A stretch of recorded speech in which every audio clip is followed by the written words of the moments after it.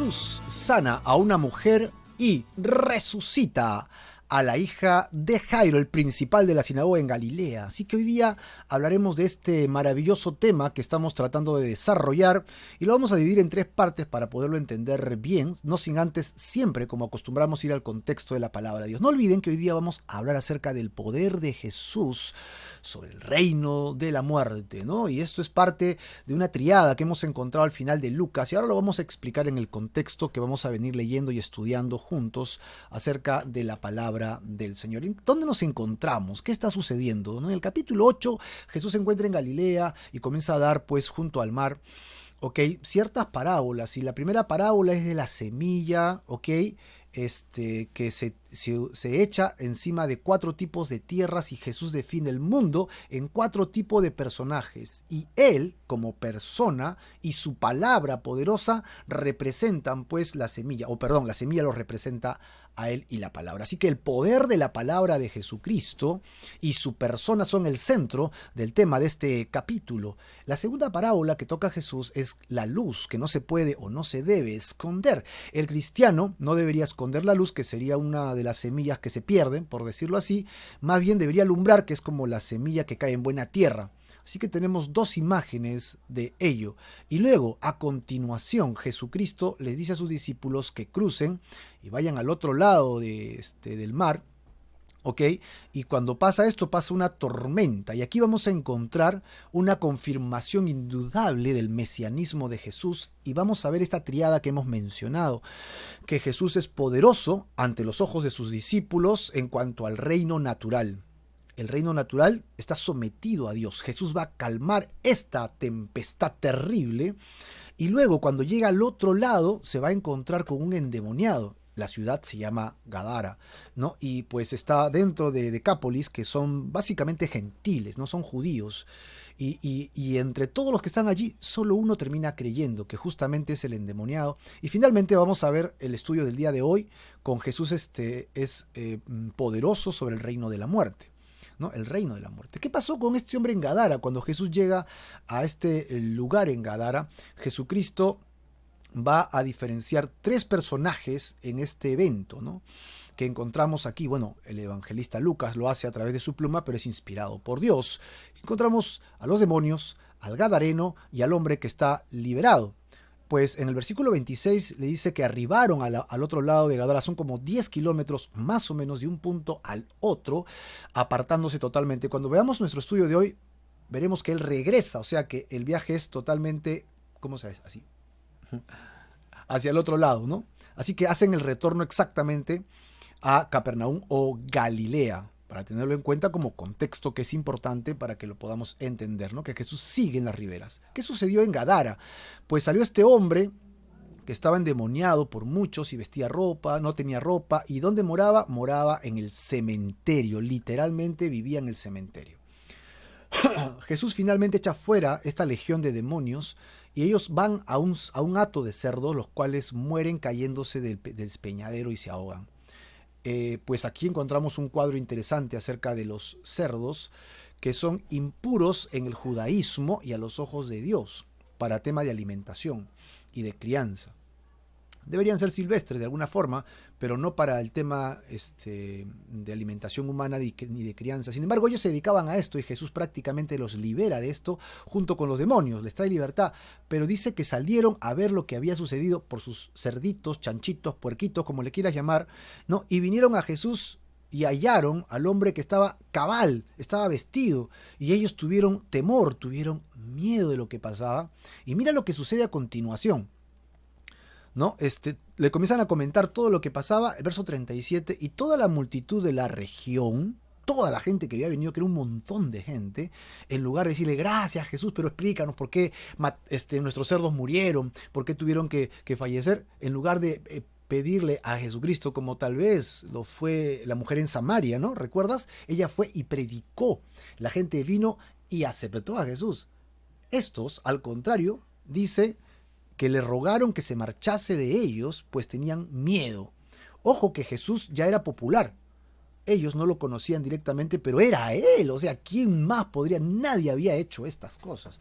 Así que Jesús era el Mesías del que hablaban por todas las regiones, Pero básicamente a esta gente no le interesó. Entonces Jesús, ¿qué hizo? Si no me quieren, me voy. Qué terrible mensaje. Amigo, el Señor te quiere liberar de tus ataduras, de tus cerdos, de tus demonios. Pero tú tienes que querer que suceda. Si tú no quieres que Jesús entre a tu vida, Jesús simplemente se va. ¿A dónde? Al siguiente. Next. Esto se llama libre albedrío, ¿no? La salvación está expuesta para todos, pero solamente la van a recibir aquellos que la quieren recibir. Amén. Dice, porque de tal manera amó Dios al mundo, y no dice a la iglesia, amó a todo el mundo, pecadores y no pecadores, con cerdos o sin cerdos, con demonios o sin demonios, alcohólicos o no alcohólicos, adúlteros o no adúlteros. Dios amó de tal manera al mundo que dio a su Hijo unigénito para que todo aquel, y ahí mira la condición, que en él cree. Y estoy citando Juan capítulo 3, versículo 16, que estoy seguro que tú lo conoces de memoria. Así que todo aquel que en él cree, y esta es la condición, si tú no quieres creer, ¿qué va a pasar? Va a pasar lo que hizo Jesús acá. ¿Qué hizo? Se retiró. Se fue. Y se va por donde vino y va a continuar con su ministerio. Porque Jesús no va a parar su reino por ti. Él te ha ofrecido todos los medios para que tú regreses a su reino. Y si quieres saber más acerca del reino, ve los videos anteriores porque ahí detallamos cuál es el evangelio del reino que Jesucristo venía predicando siempre. Fabuloso, fabuloso, cómo ser reinsertados, ¿no? Pablo habla en Romanos que los judíos son pues el olivo natural y nosotros somos los silvestres. Así que estábamos perdidos afuera y él ha venido y nos ha desgajado y nos ha colocado dentro del olivo natural, para que participemos de su reino. Qué maravilloso ejemplo de que ahora pertenecemos al jardín de Dios, ¿no? al lugar de Dios. Pero si tú no quieres ser parte de este reino de Dios, entonces Jesús simplemente te va a dejar en tus cementerios, que Gadara era un lugar como de cementerios. Sin embargo, el único que sí recibió la bendición fue muy agradecido y quería seguir a Jesús. Pero Jesús le da un mandamiento, y quiero que lo subrayes en tu Biblia, por favor, o ponle un asterisco, una línea o una llamadita, porque va a pasar algo parecido al final de nuestra lectura de hoy, pero, o sea, el hecho del mandamiento de Jesús por el efecto de haber sido sanado, pero en este caso se le dice a él que vaya y lo predique, que se quede y predique, y por el otro lado vamos a ver que es totalmente opuesto. Jesús hace un milagro increíble, tan increíble como liberar de los demonios a tal vez, pero le va a decir todo lo opuesto. Bueno, no me quiero adelantar, pero si quieres saber, no te lo pierdas, no te vayas, quédate conmigo porque vamos a seguir leyendo. Ok, entonces, ¿qué hizo él? Hizo exactamente lo que Jesús le dijo. Así que al final, ¿con cuál te comparas tú? ¿Con cuál de los tres que Jesucristo tuvo el poder sobre el reino espiritual caído te comparas tú? ¿Sobre aquel que estaba endemoniado y los demonios lo gobernaban? Los demonios son todo un personaje. ¿Te comparas con ellos, rebeldes, que no quieres ir al reino de Dios, que solo quieres vivir entre los cerdos, solo quieres vivir como un condenado? Pues es tu decisión. Dios no quiere que vivas así, te quiere liberar, pero es tu decisión. ¿Quieres ser como los gadarenos, que al ver el poder de Dios dices, no, esto no me gusta, yo no quiero nada de Dios, déjenme a mí como soy, no me presionen, déjenme ser libre, entre comillas, porque libre no eres, o eres de Dios o eres del diablo, y no te das cuenta. Tú crees que eres libre, pero estás atado a tus demonios, estás atado a tus cerdos, y tú lo sabes. ¿O quieres ser agradecido como el hombre liberado? Yo quiero ser como el hombre liberado. Dios me ha liberado de mis demonios, Dios me ha liberado de mis ataduras. Sigo luchando contra mi carne que se quiere levantar día tras día, pero en Cristo Jesús tengo la victoria. Gloria a Dios. Así que en Él puedo descansar confiadamente porque Él tiene cuidado de mí. Él tiene cuidado de mí. Así que esta es la introducción sobre esto que está sucediendo en el capítulo 8. Vamos a notar nosotros que Jesucristo va a actuar, ¿no? Va a manifestarse. Y encontramos aquí dos milagros entretejidos con un simbolismo interesantísimo acerca de que las dos personas serían ya impuras, ¿no? Mientras que él quedaba sin contaminarse al acercarse como el resto de los judíos. Esta historia se nos narra también en Mateo y Marcos, que ya hemos hablado acerca de lo que es sinópticos, ¿no? Una vista juntos. Los tres primeros evangelios tienen una mirada paralela de un mismo acontecimiento, así que siempre hay que estar mirando los otros evangelios para darle forma completa a lo que sucede. No es que se contradigan, por el contrario, se complementan, y así es como hay que leerlos siempre. Vamos pues a ver el tema de hoy día, ¿no? El poder de Jesús sobre el reino de la muerte, que es el tercero de nuestra triada, ¿no? Jesús sana a una mujer y a la hija de Jairo. Así que cuando Jesús regresa de Galilea, la gente lo acogió con gran entusiasmo por cuanto habían estado esperándolo con gran expectativa. Se fue, ¿a qué hora regresa, no? Y el contraste que veremos acá es realmente interesante, abrumador, de la petición, que es casi igual a un vete de aquí por los gadarenos. Vamos a encontrar ahora el ruego de un hombre que dice, ven, te lo ruego, ven a mi casa, ¿no? Por favor. Así que en este pasaje encontramos dos casos en los que la vida estaba seriamente amenazada. Mira, y son dos mujeres, ¿no? Hablamos acerca de Jairo, porque es él quien pone su fe, hace todas las acciones debidas, pero su hija es la beneficiada. Así que la hija es una niña, ¿ok?, que estaba a punto de morir, estaba agonizante y tenía como 12 años. Básicamente muere. Y la otra, que es la mujer, que es una mujer conocida como una mujer con hemorragia, que estaba enferma 12 años. ¿Ok? Y en los dos casos, por su natural condición, eran considerados sin valor y excluidos de la sociedad. Tanto la mujer con hemorragia, flujo de sangre, o la niña porque ya estaba moribunda. No tenía sentido, ¿no?, para la cultura de esa época. Así que vamos a ver la historia de Jairo y su hija, y en el medio vamos a encontrar la otra historia. Entonces vamos a dividir en tres partes, ¿no? El inicio de la conversación de Jesús con Jairo, la intromisión de esta mujer con flujo, y finalmente el desenlace de la historia de Jairo. Veamos pues la primera parte, camino a sanar a la hija de Jairo. Veamos el primer versículo de nuestro estudio del día de hoy, que es el versículo 40. Cuando volvió, Jesús le recibió la multitud con gozo, porque todos le esperaban. Volvió Jesús, como lo muestra el Evangelio, él había estado a la otra orilla y regresó al mismo lugar donde estaba, es decir, a Galilea, y él se encontraba junto al mar. Así que el escenario es el mar, Jesús en una barca descendiendo, el sonido de las gaviotas, la brisa del viento, ¿okay?, la gente que caminaba tal vez sobre lugares medio pedregosos y arenosos, y cantando, hablando, diciendo, llegó, sí, Jesús descendiendo, haciendo una leve sonrisa de que lo estaban recibiendo, porque todo el mundo se siente bien cuando lo reciben con los brazos abiertos, ¿no? Claro. Y después de la experiencia que había tenido en el mar y con el Gadareno, imagínate, qué aliciente. Verso 41 y 42. Entonces vino un varón llamado Jairo, y ahí tenemos el nombre, así que tenlo en cuenta, subráyalo, ponle un circulito, que era principal de la sinagoga. Miren la acción que tiene él, ¿eh? Yo quiero que tomen en cuenta las acciones de este hombre. Lo primero que hace es postrarse a los pies de Jesús. Lo segundo que hace, ¿ya lo viste? Primero se postra, y segundo, ¿qué hace? Segundo, ruega. Así que ve tomando nota. ¿Ok? Jairo se postra, se humilla, se pone a los pies, que eso no se debería hacer, que un judío no debería hacer, pues ningún ser humano debería postrarse ante otro en realidad, pero a veces es muy común hacerlo, por las culturas o las tradiciones o los imperios, qué sé yo, pero un judío solo se debería postrar ante Dios, ¿no?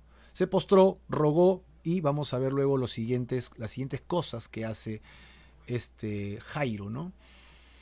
Y luego dice, le rogaba, que es lo segundo, que entrase en su casa, porque tenía una hija única. Ojo que es única, mira, qué interesante. Una sola hija, o sea, se le muere la hija, supuestamente se queda sin herencia, ¿no? Sin herederos. Y esta tenía como 12 años y que se estaba muriendo. Ahora, punto y aparte. Ojo que dice punto aparte porque entonces nos da la idea. Jesús lo escucha y le dice, ok, te voy a acompañar. No lo dice de manera indirecta, lo estoy manifestando, porque dice, y mientras iba, o sea, Jesús sí lo escuchó, aceptó el hecho de ver el dolor de Jairo, el dolor de este hombre, y seguro lo conocía porque Jesús paraba en Galilea, conocía las sinagogas, y tal vez lo conocía, si no de un solo hola, hasta tal vez habían tenido alguna conversación. Entonces, por referencia, conocía a la niña, o tal vez conocía directamente a la niña, porque recuerda que Jesús dijo, dejen que los niños vengan a mí. Tenía 12 años, probablemente tenían algún vínculo con ellos. Esto es exploratorio, ¿no? No está aquí en el texto, pero cuando dice, y mientras iba, es que Jesús aceptó. Y entonces pasó otra cosa, la multitud lo apretaba. Rescatemos algunas frases importantes, como principal de la sinagoga. La sinagoga estaba gobernada pues por una junta de ancianos y sus responsabilidades eran tener los cultos, los servicios.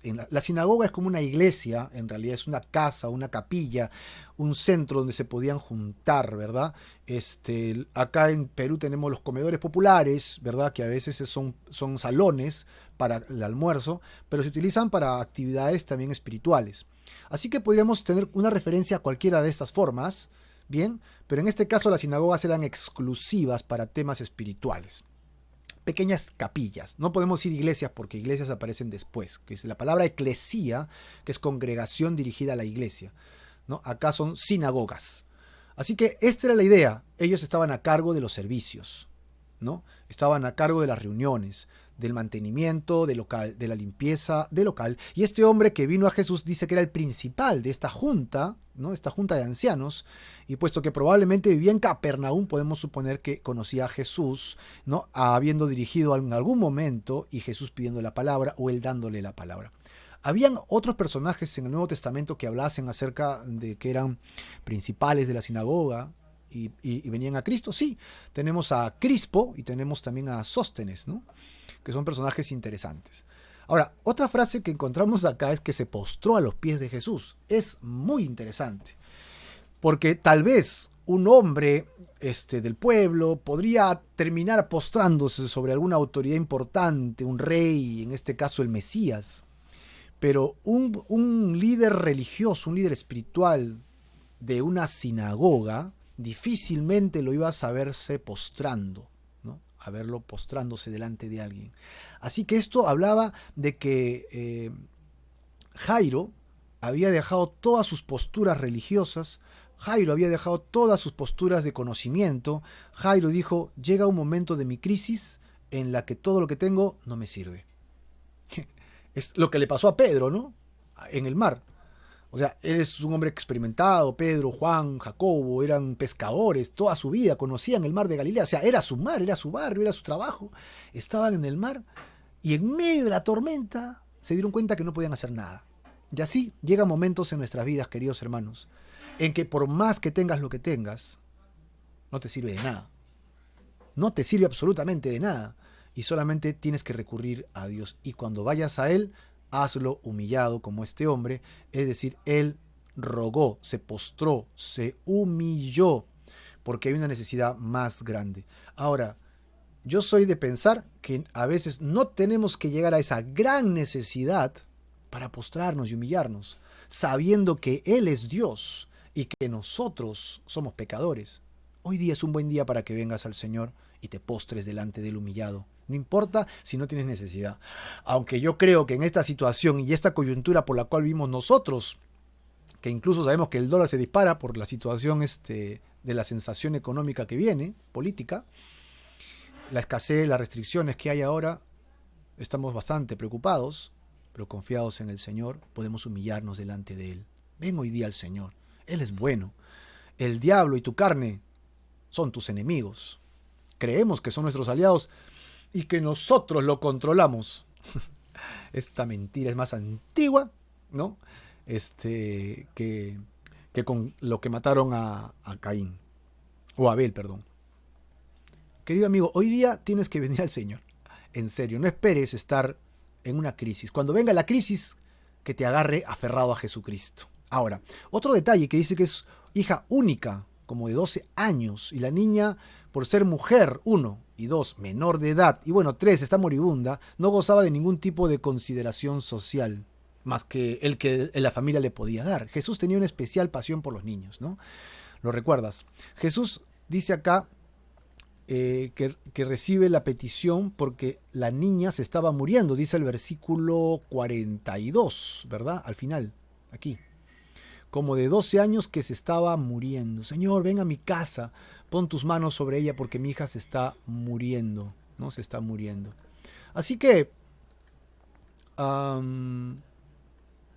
pues, así recordando al endemoniado que vivía, sí, si recordamos al endemoniado que vivía en el cementerio, que significa muerte, ¿no?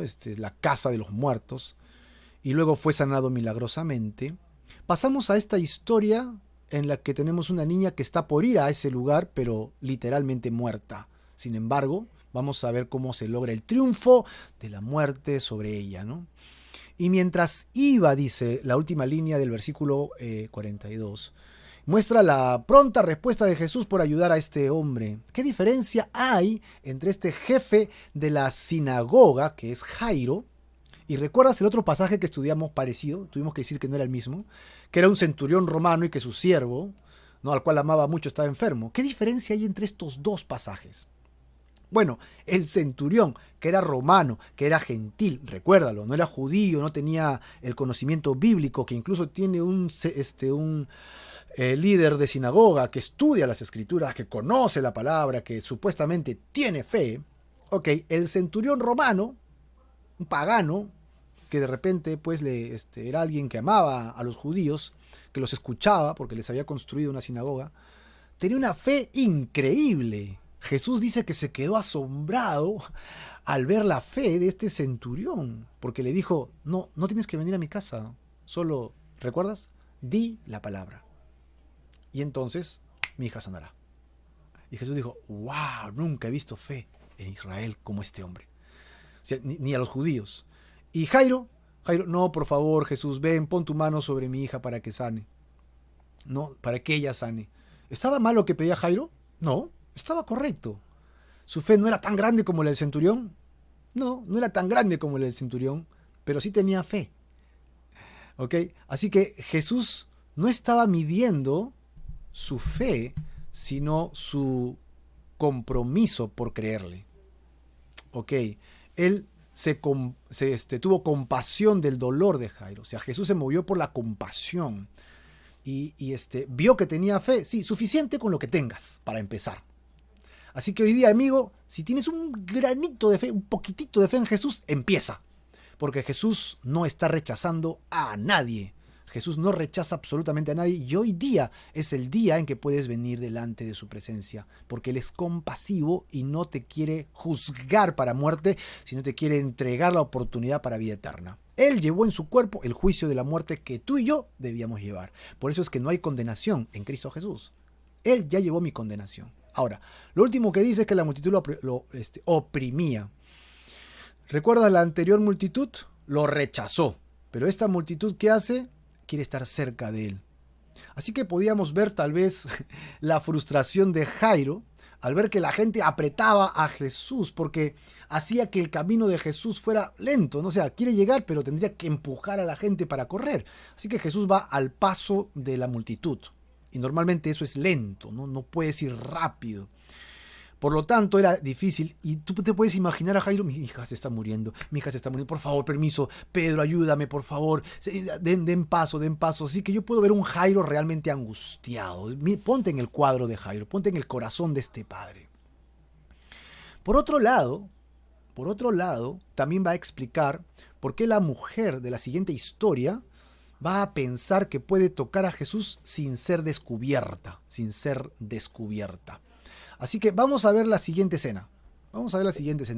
La interrupción, ¿no? Este Jairo está de malas. Su hija está terriblemente mal, está a punto de morir.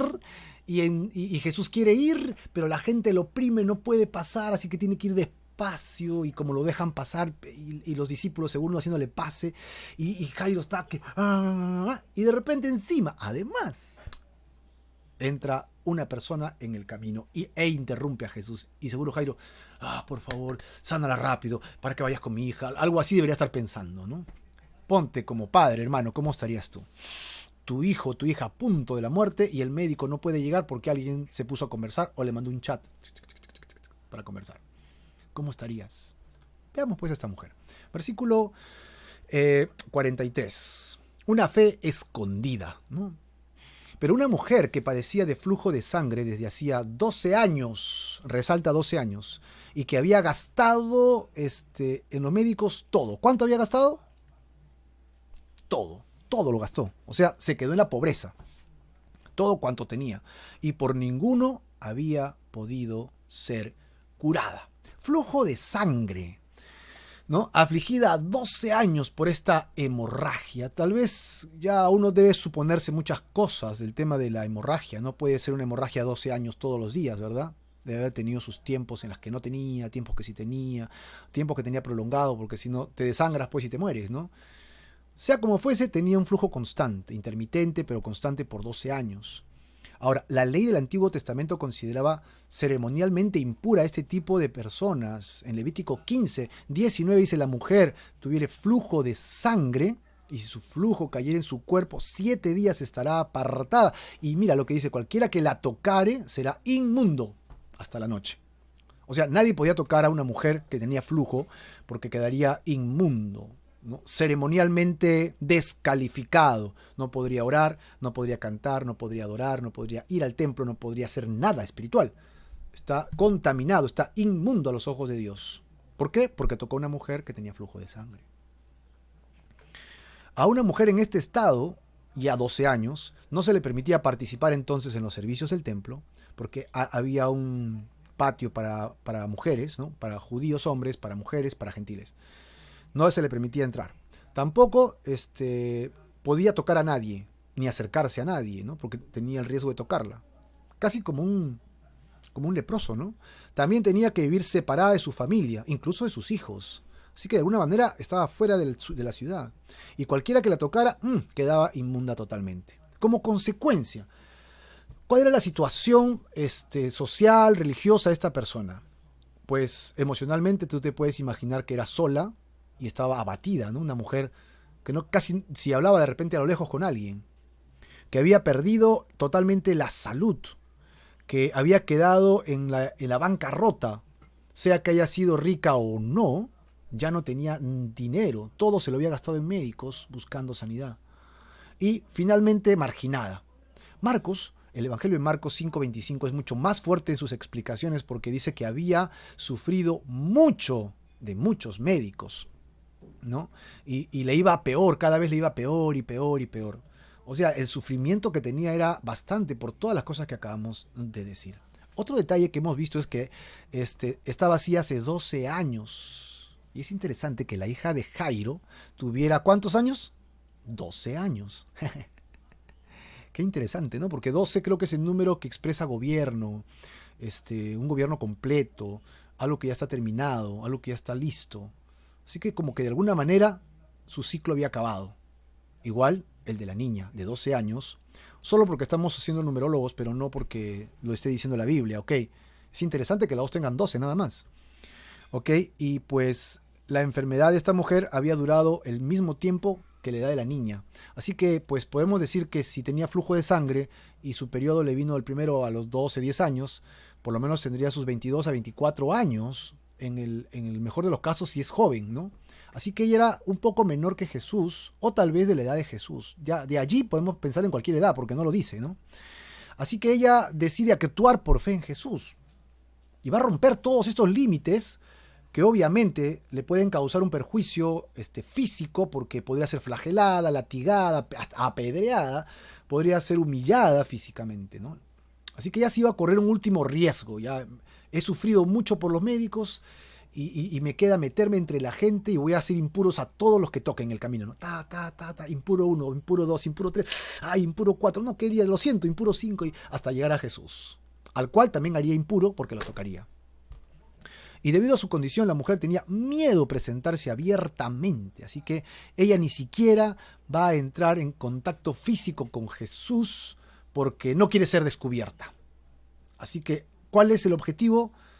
Tocar algo de él. Qué interesante, porque esto se repitió luego en el libro de los Hechos, que incluso dice que tocaban los mantos de los discípulos para que sean sanados, ¿no? En el caso de Pedro sucedió varias veces. Veamos la siguiente sección. Se le acercó por detrás y tocó el borde de su manto. Ok, su fe era fuerte, pues estaba segura de que solo con tocar la orla del manto de Jesús quedaría curada. Como dice Marcos 5:28, si tocare tan solo su manto, seré salva. Ojo que la palabra salva y sana es la misma palabra en hebreo y griego, y en nuestra condición la traducimos a la condición en la que se encuentra, ¿no? Salva de su situación. sanada de su enfermedad, pero salva de toda su situación. O sea, ella quería ser reinsertada, estaba como muerta a la sociedad, muerta a su vida religiosa, muerto a todo, pero ella quería como resucitar a su vida otra vez, restaurada, ¿no? Estaba completamente segura que el Señor podría sanarla, así que va a tocar su vestidura y solamente en una de las 4 borlas de lana que todo israelita debía tener en su túnica exterior. Si tú lees esto lo vas a encontrar en la ley, ¿verdad? Porque era una forma de recordar la ley de Dios para el judío. Números 15:38, vas a encontrar la cita bíblica para sustentar el tema de las borlas. Como tú lo ves en este gráfico, justo ves a la mujer, acá, que está tocando pues las borlas, ¿no? Naturalmente, la forma más rápida y fácil de tomar contacto físico con Jesús es ir por detrás. Si vas por delante, lo espantas. Así que vas por detrás agazapado, ¿no? Mira ese plan que tiene ella. Y tocar pues por detrás y cuando nadie se da cuenta y ¡da! ¿Qué se va a dar cuenta? Todo el mundo lo aprieta, ¿no?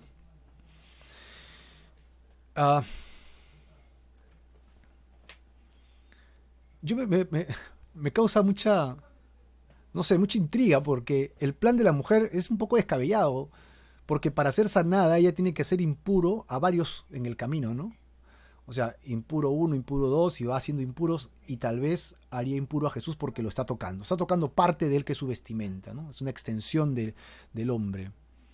Pero ella está segura de que al hacer esto sería sanada. En otros pasajes vamos a encontrar que también Jesús tocaba sus mantos y era sanado, ¿no? Y esto es muy, muy interesante porque está basado en la fe de ella. O sea, Jesús tiene poder para sanar, tiene los dones de sanidades, como dice en 1 Corintios 12, Romanos 12 habla de los dones, que los cuales han sido entregados a la iglesia, y algunos hermanos en la fe tienen estos dones de sanidades y no lo saben simplemente porque no se atreven a orar. Pero ahí está, el don, como un poder de Dios, como algo que tenemos que otorgar, que dar. Y si te tienes retenido, si sientes que la gente sufre y no pasa nada, no hay cómo ayudarlos, hermano, ora, simplemente cree y ora y pide. Amén. Y si el Señor lo sanas, comienza a edificarse la persona, comienza a sentirse bien por lo que Dios ha hecho en su vida y agradecerle a Dios, y tú dices, gloria a Dios, está fluyendo el don de sanidades. Y dice sanidades en plural. Es interesante porque no es el don que le pertenece a uno, son los dones de sanidad del Espíritu Santo que obra como Él quiere. Así que están dentro de Jesús, por dar, por ser otorgados. ¿Y qué necesita? Contactos con personas que tengan fe. Pero esta mujer tiene un problema, no puede tocarse. Jesús lo está ignorando en este instante, pero ella viene y toca el manto por detrás. De esta manera, no media descabellada, como lo hemos dicho. ¡Wow! ¡Qué interesante! Que es muy interesante. Ahora, ¿qué sucede? Versículo 44 y continúa. Su fe va a ser recompensada. Y al instante se detuvo el flujo de su sangre. O sea, 12 años médico, 12 años sufriendo, angustioso, y solamente cuando aplicó su fe, fue sanada. Hermano, hermana, aplica tu fe. Cree en el Señor Jesús y verás la obra de Dios. Cree en el Señor Jesús por ti, por tus seres queridos. Ruega a Dios por ellos. Pídele al Señor que sane y verás la mano de Dios.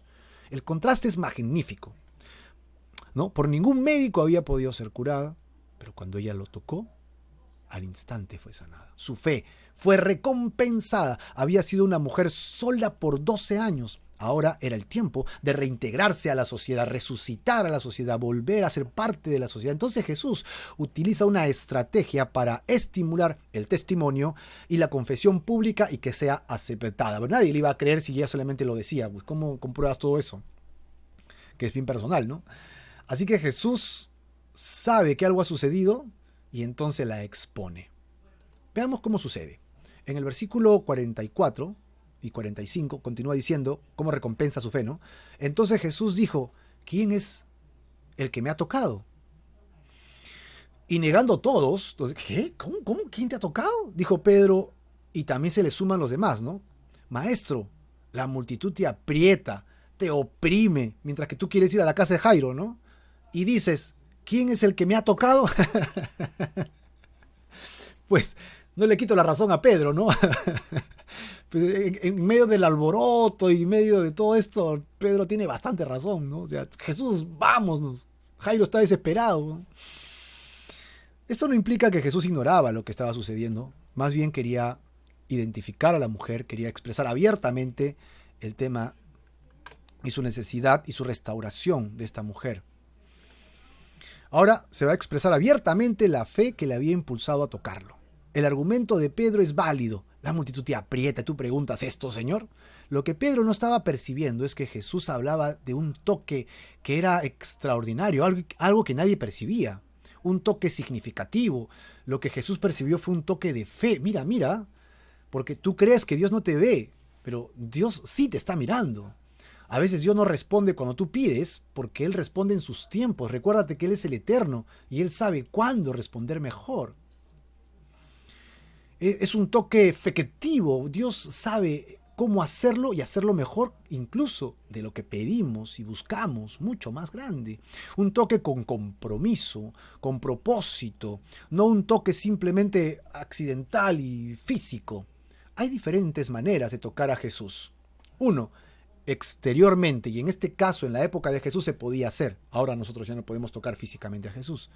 Pero por otro lado hay otra forma de tocar a Jesús y sí nos es inherente a todos. ¿Cuál es? El de la fe. Un toque interior. No tenía que tocar su borla, tenía que creer que sería sanada y era suficiente. Pero ella puso su fe en que al hacer esa acción, su fe iba a tener resultados. Por eso es que sucedió así. Por eso es que Jesús insiste dando un argumento válido a Pedro, diciéndole en el verso 46, ¿no? Alguien me ha tocado y mira lo que dice a continuación, porque yo he conocido que ha salido poder de mí. Ha salido poder de mí, el don ha fluido, ha salido el poder de mí. Bueno, hay momentos en que los cristianos tenemos, gracias a Dios, ¿no? En nuestras emociones percibimos cómo fluye el don. Pero hay momentos en que no los percibimos. Ojo, nosotros no seguimos a Dios por las emociones. Porque Dios nos ha dado su palabra y la fe para creer en Él y no las emociones para creer en Él. Imagínate que nos hubiera dado las emociones. Yo no siento a Dios. No necesariamente, hermano. Porque tienes que creer nada más. Por eso se llama fe. Es que no percibo el espíritu aquí y allá. Hay un momento, suficiente con la paz. Suficiente con la paz. Tienes que creer y sucederá.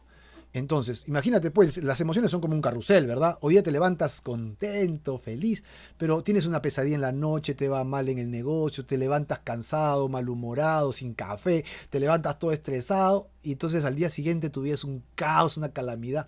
Las emociones son un zigzag constante, son un carrusel.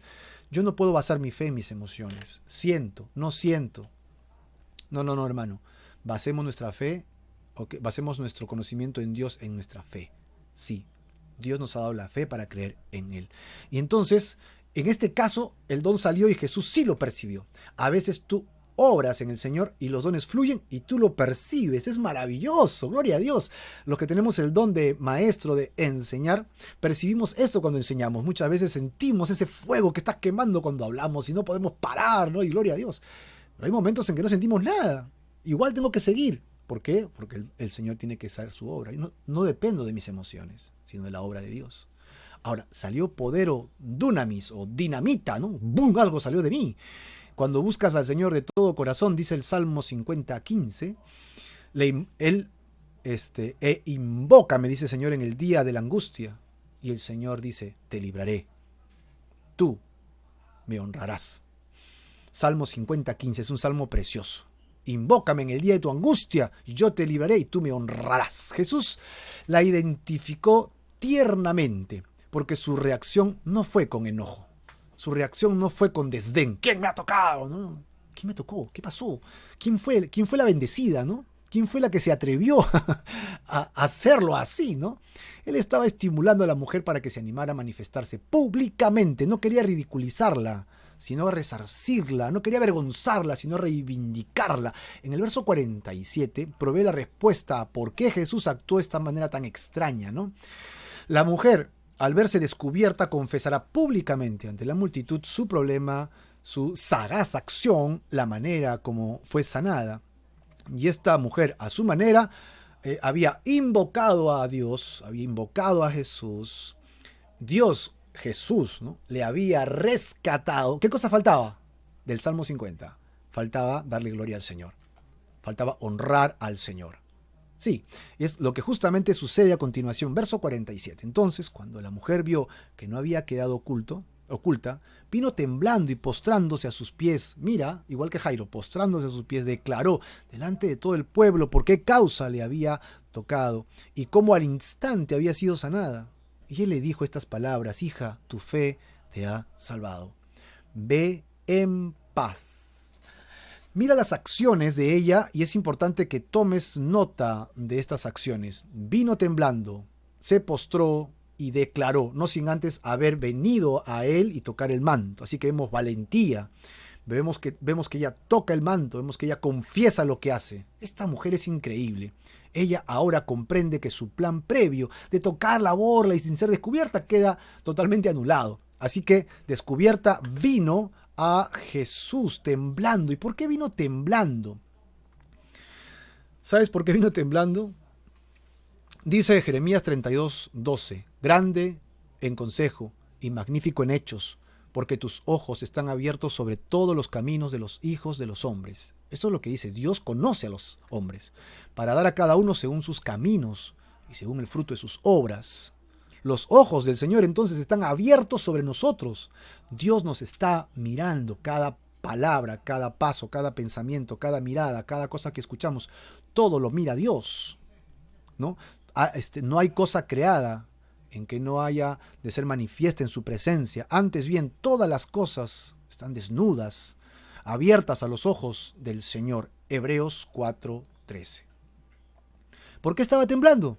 Porque era impropio que una mujer se expusiese en público. 1. 2. ¿Por qué estaba temblando? Por tocar a alguien siendo impura. Eso le iba a dar azotes. ¿Por qué estaba temblando? Porque seguramente recibiría reprensión y humillación pública.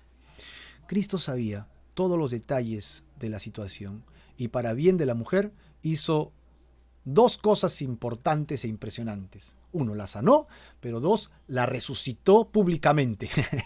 La restauró, probablemente para que todos supieran lo que Dios había hecho en su vida. ¿Ok? La fe en Jesús pudo hacerlos ceremonialmente limpia, restaurada, sanada, resucitada. Le dice: hija, tu fe te ha salvado, te ha restaurado, te ha redimido completamente. Ahora ve en paz, tal como se lo había dicho a la mujer pecadora. ¿Recuerdas en el capítulo 7:50? La otra mujer también fue restaurada y Jesús le dijo lo mismo: ve en paz, reconciliada, en una armonía con Dios, restaurada, justificados pues por la fe. Tenemos paz para con Dios por medio de nuestro Señor Jesucristo. ¿Recuerdas? Romanos 5:1. Paz es lo que esta mujer necesitaba y que no había tenido por 12 años y que ahora puede usar. Sí, el Señor es magnífico en poder, en ternura, en bondad.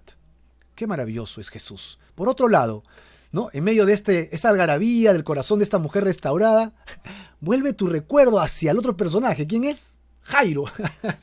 Lucas, separándonos las historias, pues no las mezclas, Lucas, no nos hagas eso. Pero bueno, así está, hay que continuar, ¿no? Este encuentro inesperado debió haber parecido demasiado doloroso para Jairo, ¿no? Por el poco tiempo de vida que le quedaba a su hija. Señor, sánala rápido, ya no la hagas tan larga, no te pongas a conversar, por favor, Señor. Internamente tal vez Jairo estaba así de angustiado, como me imagino estarías tú como cualquier buen padre, ¿no? Así que la historia ahora vuelve a Jairo. Jesús acaba de ser tocado por alguien que era considerada ceremonialmente inmunda y es resucitada a su vida social, espiritual. Y a pesar de que Jairo se le había informado que su hija había muerto, él tuvo fe en Jesús. O sea, él creyó finalmente en Jesús al ver el testimonio en esta mujer.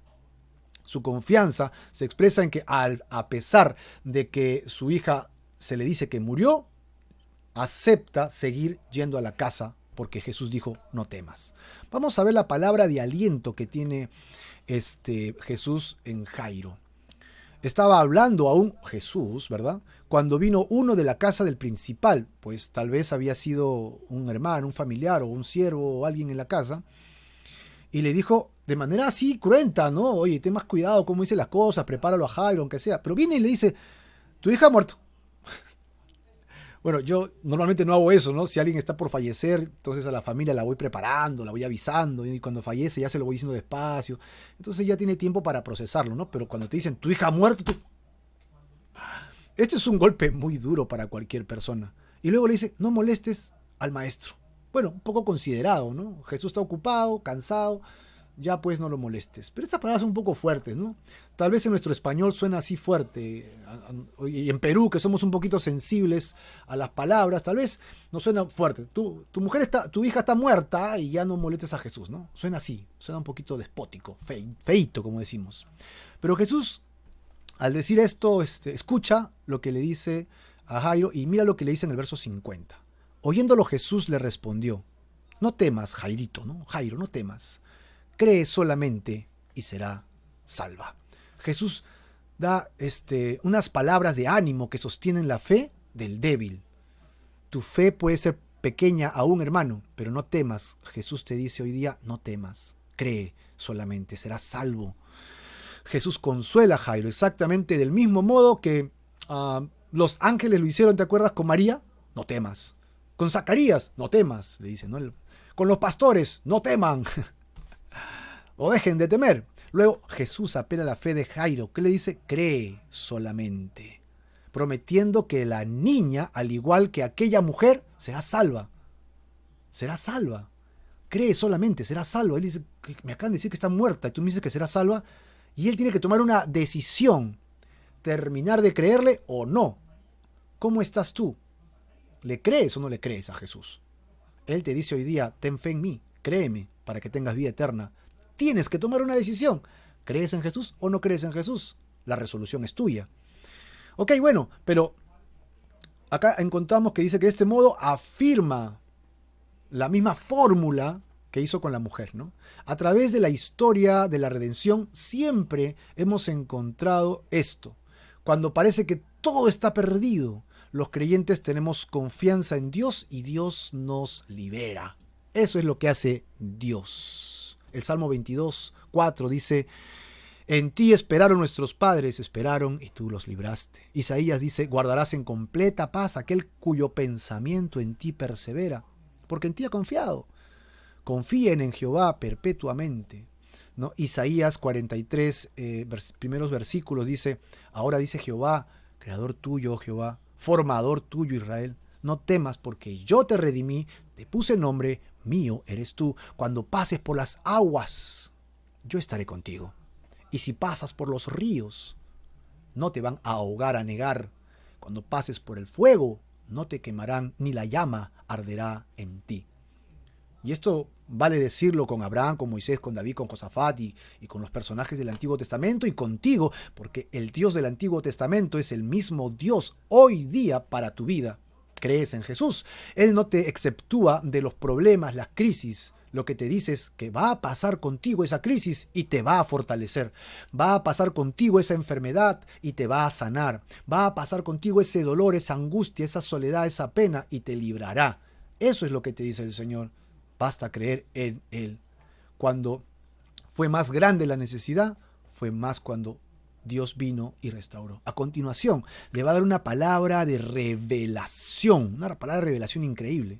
Entrando en la casa, no dejó entrar a nadie, sino solamente a Pedro, a Jacobo y a Juan, y al padre y la madre de la niña. O sea, un círculo bastante cerrado, ¿no? Pedro, Juan y Jacobo. No fue la única vez en la que los escogió. Ellos se van a convertir en el círculo interno de Jesús. En otras experiencias con Jesús, ellos también estuvieron con él, como por ejemplo la experiencia de la transfiguración. ¿Ok? Fueron testigos. En la agonía del Getsemaní, en el paso, estuvieron con ellos. ¿Por qué? ¿Qué tienen en común estos eventos? La muerte y la resurrección es lo que tienen en común. Todo apunta a que en este pasaje estamos frente a la fe, no solo de la persona de Jesús, sino de la propia resurrección, el poder para poder vencer la muerte, el poder de la resurrección que tiene Jesucristo. Al parecer, el Señor quería darles a ellos el poder y la forma en que esto iba a suceder. Además, Santiago sería el primero en morir en esta lista, fue el primer mártir, no, uno de los primeros mártires en morir. Cuando él no tuviera más con ellos la oportunidad de caminar, ellos tienen que ver que había el poder para hacer estas cosas. Tremendo, tremendo, Pedro, Juan y Jacobo. Ahora, dice el verso 52, y lloraban todos y hacían lamentación por ella, pero él le dijo, no lloren, no está muerta, sino que duerme. Y entonces, verso 53, todos se burlaban de él sabiendo que sí, estaba muerta. Así que hay un testimonio que no, estaba en coma, estaba mal, no, estaba muerta. Ahora, lloraban todos. Y era común que habían pelas pleñideras, ¿no? Que se les pagaba, y también la gente de la familia para el duelo. Además se consideraba digno que, que hubiera gente que llorara por ella, ¿no? Pero Jesús les reprocha, dándoles una palabra de revelación, tratando de estimularlos a la fe, y les suaviza a ellos el horror de la muerte. No está muerta, solamente duerme. Y aquí se menciona por primera vez el concepto de muerte relacionado con la palabra sueño. ¿Ok? Que lo va a usar la iglesia del primer siglo a continuación. En Efesios 5:14 dice: despiértate tú que duermes, levántate de los muertos y te alumbrará Cristo. Y así hay pasajes que habla de la muerte, ¿ok? Como también en Corintios cuando se habla de la Santa Cena, que algunos lo toman indignamente y unos duermen. Está hablando de la muerte de aquellos que son creyentes, ¿ok? Así que es un sueño en el que entramos por ser despertados para la gloria de Dios. No es lo mismo la muerte de un no creyente que la muerte de un creyente. La muerte de un creyente tiene promesa de resurrección para vida eterna. La muerte de un no creyente tiene resurrección para juicio y condenación por la eternidad en el infierno. Por lo tanto, para hacer la diferencia, Jesús pone la muerte de un creyente como aquel que solo duerme. Del llanto pasaron a la burla, se burlaron de él. La idea es que estallaron en risas burlonas, desbordaron en carcajadas ruidosas, como ocurre en el mundo cuando no confían en Dios, ¿no? Aunque las palabras de Jesús tendían a consolar, ellos terminan burlando. Con esto demostraban dos cosas: que no tenían fe en el poder de Jesús, y dos, que no había sinceridad en su llanto. Estos, la mayoría, eran pagados. Por eso Jesús los echó fuera y solo se quedó con el círculo central, ¿no? En Marcos 5:40 dice literalmente que los echó fuera. Pero Jesús, como lo había hecho antes con el hijo de la viuda de Naín, ¿te acuerdas? Tocó a la niña y la llamó. Es lo mismo que hizo cuando salió la viuda con un hijo único que estaba muerto, ¿no? Ya se lo llevaban al cementerio. Hizo exactamente lo mismo. Vamos a ver las palabras de amor y de poder de Jesús en los versículos 54 en adelante. Mas él, tomándola de la mano, clamó, clamó diciendo: muchacha, levántate. Jesús da una palabra de poder que vuelve a la vida a esta pequeña niña. Jairo le había pedido a Jesús que pusiera las manos sobre ella. En Marcos 5:23 dice: ven y pon las manos sobre ella para que sea salva y vivirá. Sin embargo, Jesús hace mucho más que esto. Algo mejor, porque con autoridad, poder y ternura la toma de la mano. Y mientras hace esto dice: hija mía, levántate, muchachita, levántate. En Marcos lo dice del arameo, ¿no? Talita cumi le dice. Y talita cumi tal vez son las palabras tiernas que un papá o una mamá dice a sus niños cuando los quiere levantar de la cama, cuando están chiquititos, ¿no? ¿No? Papito, levántate, hijito, ya, papi, ya, vamos, levántate, hijito, ya, ya vamos a levantarnos, ya es tiempo de levantarnos, ¿no? Ya cuando están grandes los gritas, ¿no? Ya, levantarse, es tarde, y es otra cosa, ¿no? Pero cuando están chiquitos, talita cumi, esa es la idea. Y Jesús está usando esta frase muy tierna, paternal, con esta jovencita de 12 años. Talita cumi. Muchachita, levántate. Estas palabras posiblemente habían sido usadas por su mamá y al escucharla le era muy familiar, regresando, ¿no? Venciendo el poder de la muerte. ¡Glorioso Jesucristo! ¡Wow! Estoy entusiasmado. Y continúa Jesús: entonces su espíritu volvió e inmediatamente se levantó. ¡Gloria a Dios! Su espíritu volvió. ¿Dónde estaba su espíritu? No se nos dice. Pero lo que sí sabemos en Eclesiastés es que dice 8:8, no hay hombre que tenga potestad sobre el espíritu para retener el espíritu. No, si vas a morir, mueres. Ni potestad sobre el día de la muerte. El día fijado para tu muerte, te mueres. Y no valen armas de la guerra, ni tu plata, ni tu poder, nada. Ni la impiedad liberará al que lo posee. En Eclesiastés 12:7, ojo que los dos son en Eclesiastés 8:8, y ahora 12:7, dice: y el polvo vuelve a la tierra, como era. Venimos del polvo, ¿verdad? Y el espíritu, ¿a dónde vuelve? A Dios quien lo creó. Así que no hay problema, ella había muerto, y entonces, como recién había muerto, estaba esperando nada más la resurrección. ¿Dónde estaba su espíritu? Solo podemos decir que Dios lo tenía resguardado. Sabía que iba a resucitar. E inmediatamente se levantó. Ante la palabra de Jesús, la muerte inmediatamente devuelve su presa. Jesús tiene poder para resucitar. El espíritu de la niña regresa por la palabra de Jesús. Como fue con Lázaro en el Evangelio de Juan, ¿no? Lázaro, ven fuera. Y Lázaro salió saltando y envuelto. Tan completa fue la restauración de la vida que se puso a caminar, según Marcos 5:42 dice, y luego la niña se levantó y andaba. Y a continuación veremos unas palabras tiernas, ¿no?, de preocupación por ella, porque mira lo que dice, y él mandó que se le diese de comer. Verso 56, y sus padres estaban atónitos, pero Jesús les mandó que a nadie le dijesen lo que habían sucedido, ¿no?, lo que habían visto. Mandó que se le diese de comer. Lo primero que debemos rescatar es que la niña debía recuperar energía perdida, porque seguramente había estado mucho tiempo enferma y evidentemente muerta, había perdido mucha energía. Ahora, ella podía haber estado sin comer, ¿no?, hasta después porque están de fiesta, pero imagínate a la niña, ¿no?, toda contenta pero así lánguida. Y Jesús ve esos detalles, se preocupa hasta de ese detalle, ¿no? Dale algo de comer a la muchachita, ¿no? No dice, ¡ay, celebren conmigo, glorifíquenme! O sea, si bien es cierto, eso iba a pasar, el efecto que Jesús busca es restaurar a la familia. Restauró el corazón de Jairo en su fe y también va a restaurar a esta niña en la sociedad resucitada. 2 resurrecciones prácticamente, una social y una realmente espiritual, física. Segundo, ¿por qué le dice que dio de comer? Para comprobar que su salud estaba normal. Ok. Y no era y que no iba a entrar en una larga convalecencia. Lo mismo hizo Jesús con la suegra de Pedro, ¿recuerdas? Se levantó y ella les dio de comer a todos y comenzó a servirla. Se sanó ya. O sea, no se sanó y entró en un proceso. Voy a sanarme despacito, ¿no? Voy a entrar en mi convalecencia. Se sanó y ya podía ir a correr, podía ir a nadar al mar de Galilea. Además, demostró a los burlones llorones que no era un fantasma. No, realmente era la niña. Está comiendo, mira. En un momento Jesús triunfa sobre la muerte y en el siguiente alivia de hambre a esta pequeña niña, ¿no? Jesús pues tiene poder para hacer estas cosas. Realmente no se puede medir el poder de Jesucristo. Desde levantar de los muertos hasta proveer un pan. Dios quiere hacer eso en nuestra vida. Él defiende viudas, ayuda a los necesitados, toma a los niños, los pone en sus brazos, llora por Jerusalén, ¿okay? Se muestra misericordioso con una mujer pecadora pública, ¿recuerdas en el capítulo 7? Y en sus más amargas agonías proveyó para su madre, para que no quedara sola.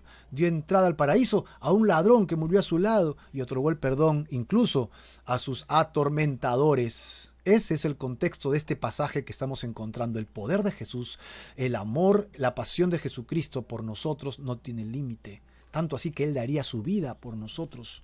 Además, Jesús es la esperanza de los desesperados. Él mostró esto.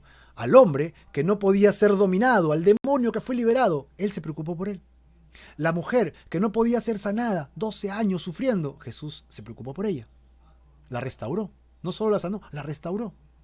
Ok, y luego tenemos que al padre a quien se le dijo que ya no podía ser ayudado, se le entrega a su niña resucitada. ¡Wow! Ahora ellos estaban atónitos, ¿no? ¿Qué diferencia hay entre estos que están atónitos con los de Gadara, ¿no?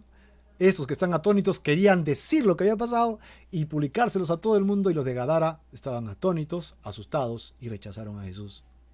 ¿Vas a rechazar a Jesús o vas a aceptar a Jesús? Es tu decisión. Es tu decisión. ¿Qué vas a hacer con ello? Finalmente dice, no se lo cuenten a nadie. ¿Sabes por qué? Porque Jesús tiene que morir en Jerusalén. Y si él hablaba de su mesianismo de esta manera, en este instante lo que iba a suceder es que tal vez lo iban a levantar en andas y lo iban a hacer el Mesías allí. No era el momento. Básicamente ese es el argumento simple. Hermano, hoy día hemos hablado de este tema de la resurrección, el poder de Jesucristo sobre tu vida para sanarte. ¿Lo aceptas? ¿Quieres vivir por ello? Yo te ruego que aceptes este camino, el poder de Dios en tu vida. Entrégale hoy día tu vida al Señor Jesús.